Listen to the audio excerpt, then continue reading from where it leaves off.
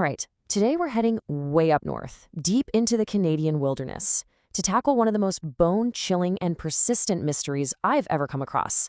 It's the story of an entire village that, quite literally, vanished into thin air.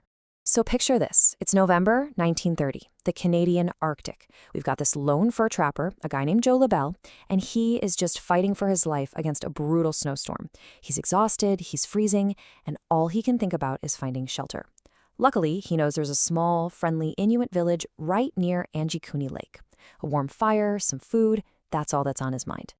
But when LaBelle finally makes it, the warmth and safety he was dreaming of, it's just not there. Instead, there's this deeply unsettling feeling. According to the legend, he finds a pot of stew just sitting there on a fire that's gone out. But the people, the ones who should have been eating it, they were just gone. So that eerie feeling LaBelle had? Yeah, that was about to escalate into full-blown terror. What he finds next is really the core of this entire baffling mystery. The first thing that hits him as he gets closer is the silence. You know, this place should be buzzing with life, dogs barking, people talking, but there was absolutely nothing. Just this profound, unnatural quiet that was as cold and empty as the Arctic wind itself. And when he looks inside the huts, it gets even weirder. It's like everyone just stopped mid-task. There's that pot of fish stew, now frozen solid.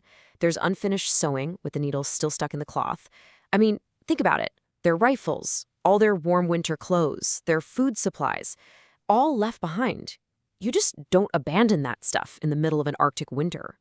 It's a death sentence. LaBelle keeps looking around, and that initial confusion is definitely turning to real fear. And then, just outside the village, he makes the most terrifying discovery of all. Buried under the snow, he finds the villagers' most essential partners for survival. It was all 7 of the village's sled dogs, and they were still tied to their posts, frozen solid. The horrifying part? They hadn't been killed by something. They had starved to death. Now, for the Inuit, their sled dogs were everything. Leaving them to die like that, it's not just unthinkable, it's a complete betrayal of that vital bond. This is the moment LaBelle knows something is terribly, terribly wrong. Okay, so LaBelle is rightfully terrified. He gets out of there, battles back through the storm to the nearest telegraph office, and calls in the authorities. Before long, the Royal Canadian Mounted Police arrive, trying to piece together some kind of logical explanation.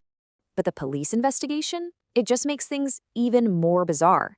They find 0 signs of a struggle. No violence, no blood, nothing. And here's the real kicker. There are no footprints in the fresh snow except for Joe LaBelle's. So, how does an entire village of 25 to 30 people just up and leave without making a single track? Oh, and to top it all off, they find a freshly dug grave that's completely empty. The investigation is basically at a standstill, a complete dead end. That is, until the police talk to another local trapper, a man named Armand Laurent, and his sons. And they report seeing something really weird in the sky, right around the time the villagers must have vanished. Now, you might be thinking, okay, lights in the sky in the Arctic, that's just the northern lights. But this was not that. They described a pulsing blue light that came from an object that was changing shape, going from a cylinder to something like a bullet. And if that's not strange enough for you, get this. Some of the Mounties investigating the case later said they also saw these same strange rhythmic lights while they were out there. So with no official explanation, no bodies, not a single clue, the story just explodes. It becomes this massive blank canvas, and people start throwing out all kinds of wild theories to try and make sense of the unexplainable. Let's run through the big ones, because every single theory, from the most logical to the totally out there, just hits a brick wall. Okay, first up, ancient spirits or a curse. Maybe, but where's the proof? Then there's Joe LaBelle himself. Did he do it? I mean, how could one guy kill 30 people with no struggle, no blood, nothing? It just doesn't add up. What if they just moved? They were nomadic, right? But then why would they leave behind their food, their weapons, and especially their sled dogs? That's suicide. So you're left with the big one, alien abduction. Fueled by those strange lights, it quickly became the fan favorite, even though, again, there's 0 actual proof. And that whole alien theory, it went mainstream in 1959 thanks to a writer named Frank Edwards. He put the story in his book Stranger Than Science and flat out connected the vanishing to a UFO. And just like that, the Angiacone legend went from a local ghost story to a global paranormal phenomenon. But after all these years of talking about ghosts and aliens, a totally different theory started to gain traction. And honestly, it might be the most shocking one of all.